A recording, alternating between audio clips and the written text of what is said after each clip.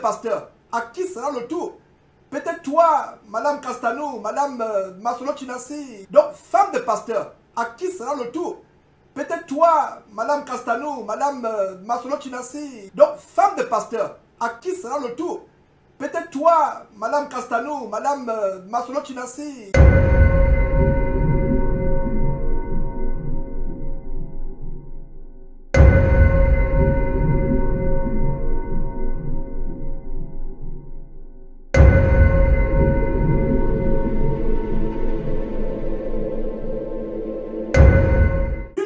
Pour lesquelles nous montrons ces choses, c'est pour vous avertir, vous qui êtes envoûtés, ensorcelés par ce genre de personnes. Et vous, épouse, Madame Makosso est décédée dans des conditions mystérieuses. Voilà cette femme qui décède aujourd'hui. Et qu'en est-il de celles qui sont décédées sans qu'on le sache? Donc, femme de pasteur, à qui sera le tour? Peut-être toi, Madame Castanou, Madame Masolo Chinassi, Madame Kamdem Maman de Dor, Madame, etc. Qu'en est-il? Qu'en est-il, mes frères et sœurs? Regardez ce monsieur qui, comme vous venez de le voir, est reçu avec toute cette fanfaronnade. Il y a d'ailleurs quelqu'un qui me posait sur YouTube, qu'est-ce que c'est une visite pompeuse, une croisade pompeuse? Voilà, pompeuse, il est reçu par des autorités, par un commissaire de police, je crois, divisionnaire qui l'escorte. Et vous voyez ce énergumène, les mains dans les poches, mes frères et sœurs, se vantant. Et visiblement, regardez d'ailleurs la main qui sort de terre, les sacrifices humains, d'ailleurs, on va revenir là-dessus, mes frères et sœurs. Ce que vous êtes sur le point de suivre, ça va vous choquer. Donc, à qui le tour? Il y a quelque temps, c'était Madame Makosso Camille, le général de Maman. Et d'ailleurs, ces gens sont c'est la criminalité évangélique en bande organisée, comme je vous l'ai toujours dit, mes frères et sœurs. C'est la criminalité évangélique en bande organisée. Et c'est terrible. À qui le tour? À qui le tour, mes frères et sœurs? À qui le tour? Nous sommes là pour vous ouvrir les yeux, pour que vous compreniez que ces gens-là n'ont pas pitié pour vos âmes. Ils sont là pour vous envoûter. C'est pour cela que je peux venir tous les jours, mes frères et sœurs, tous les jours, avertir. À qui le tour? Si cette femme avait écouté avait mis en pratique les avertissements de Jésus-Christ TV, elle serait partie de là-bas en courant. Elle ne serait pas revenue. Mes frères et sœurs, mais voilà comment cette femme aujourd'hui est en route pour l'enfer. Ce n'est pas moi qui le dis, mes frères et sœurs. Vous allez suivre vous-même des choses assez choquantes, dans la criminalité évangélique en bande organisée. À qui le tour? Qui sera la prochaine personne? Qui sera la prochaine personne? À qui le tour? À qui le tour? Posez-vous la question. Ces gens se soutiennent. Je parle souvent de la criminalité et le vampirisme évangélique en bande organisée. Et d'ailleurs, regardez vous-même, mes frères et sœurs, les condoléances qu'il reçoit de la part de Kamdem Dieu ne dort ou Maman ne dort. Les oiseaux de même plumage qui volent ensemble. Voilà, Kamdem Maman ne dort qui donne ses condoléances. Il dit toutes mes sincères condoléances, ainsi que celles de toutes les églises cathédrales d'escroquerie spirituelle, pour ne pas dire cathédrale de la foi, au prophète Ferdinand Ekané. Il est impossible de rester insensible face à ce drame, connaissant la place primordiale que jouait son épouse dans la vie de ton ministère, que l'Éternel. Voilà les bandits évangéliques, Kamdem Dieu de Dor, qui lui-même a fui le Cameroun. Il s'est réfugié en Côte d'Ivoire en prenant un nouveau nom, une nouvelle identité, comme nous l'avons exposé. Nous allons continuer à exposer ces choses afin que les yeux soient ouverts. Les yeux soient ouverts. C'est terrible, mes frères et sœurs, comment, à force de dénoncer, nous dénonçons ces choses, mais les gens ne comprennent pas. Nous dénonçons, nous avertissons, mais on ne va pas se fatiguer parce que le travail que Dieu m'a donné, c'est non seulement de prêcher l'évangile, mais aussi de dénoncer les œuvres des ténèbres. Donc nous devons dénoncer les œuvres des ténèbres sans se relâcher.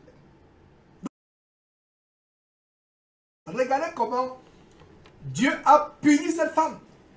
Dieu a puni cette femme. Et ce n'est pas moi qui... D'abord, parce que même si son mari qui l'a sacrifié, rien ne peut vous arriver si Dieu n'a permis. Donc cette femme est tombée dans son propre piège de convoitise, d'amour de l'argent et de rébellion. Donc toutes ces femmes Modestine Castanou, Blanche Tunassi, les femmes de ces faux pasteurs qui enseignent la parole de Dieu, se rébellant. Regardez ce que Dieu dit, le Fils de Dieu, pardon, le Fils de Dieu Jésus-Christ, pas Dieu lui-même, mais son Fils, le Fils de Dieu Jésus-Christ dit en Apocalypse chapitre 2,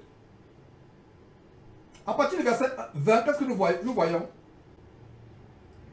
Jésus reprend un dirigeant d'une église locale qui laissait une femme qui se dit Jézabel enseigner. Vous avez vu, il y a quelques semaines, cet autre faux pasteur du côté du Gabon qui est décédé, Gaëtan Piebi.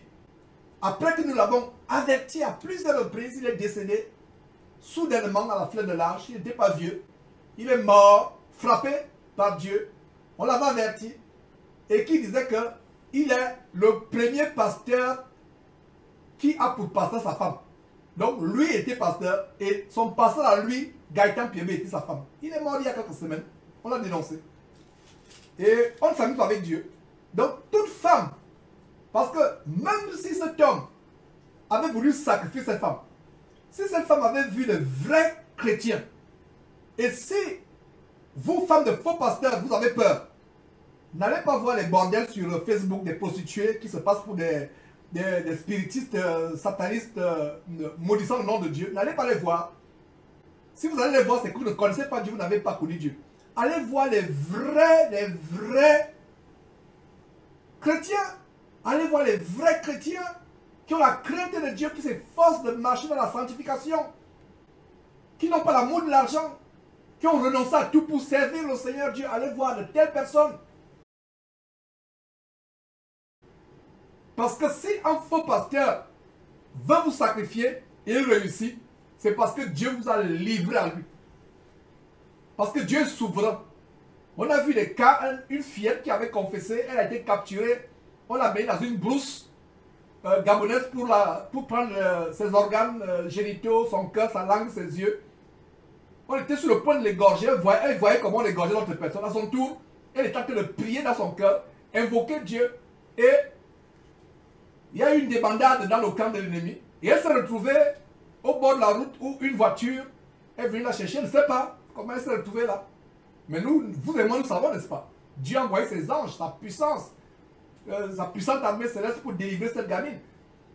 Donc, si vous êtes femme de pasteur ou enfant même de pasteur, et que vous voyez que votre faux pasteur de père, comme Julius et qui est au Cameroun, ou d'autres faux pasteurs qui ont des enfants, qui veulent vendre ces enfants, recherchez la protection de Dieu par Jésus-Christ.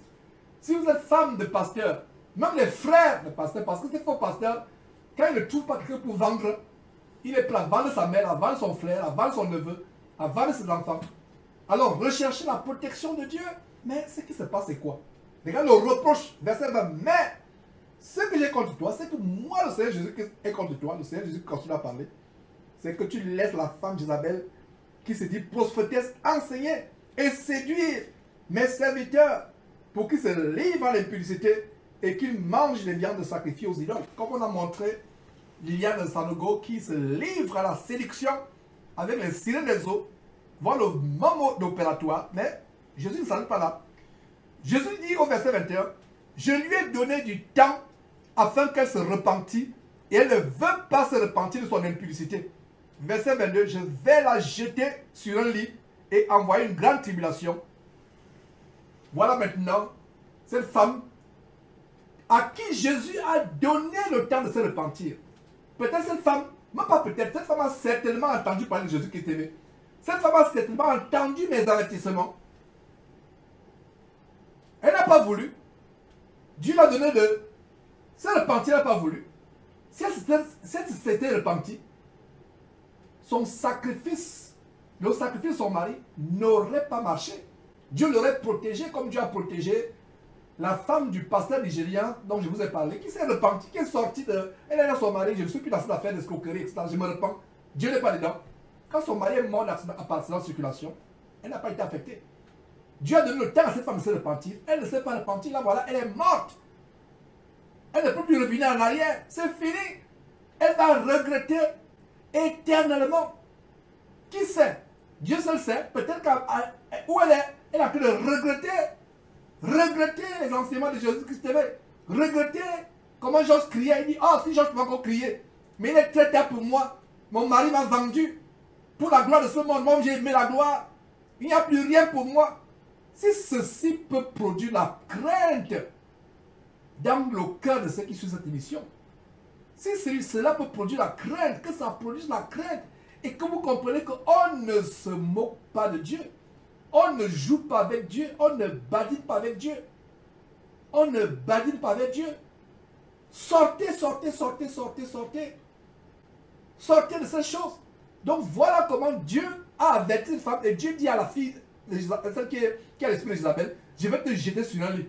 Et voilà cette femme, elle est certainement jetée sur le lit dans l'hôpital où on a en train de faire l'autopsie sur son corps, ou alors en train de te charcuter sur un lit de morguier. Voilà comment la prophétie se réalise. Donc, femme de pasteur, si toi tu as le titre de pastoresse ou révérende ou je ne sais pas prophétesse, renonce à ce titre abominable, répands-toi et mets ton mari en garde. Tu dis à ton mari, si tu ne cesses pas ces choses, moi je ne suis pas dedans. Je ne suis plus. La Bible demande à la femme d'obéir à son mari, mais l'obéissance doit être selon le Seigneur. Ton mari ne peut pas te dire, allons faire la magie pour remplir l'église, tu vas le suivre. Ton mari ne peut pas te dire, va coucher avec telle personne pour avoir de l'argent, tu vas le faire. Tu ne peux pas le faire. Parce que au-dessus de ton mari, il y a un chef qui est Jésus-Christ. Et au-dessus de Jésus-Christ, il y a un autre chef qui est Dieu son Père, notre Père.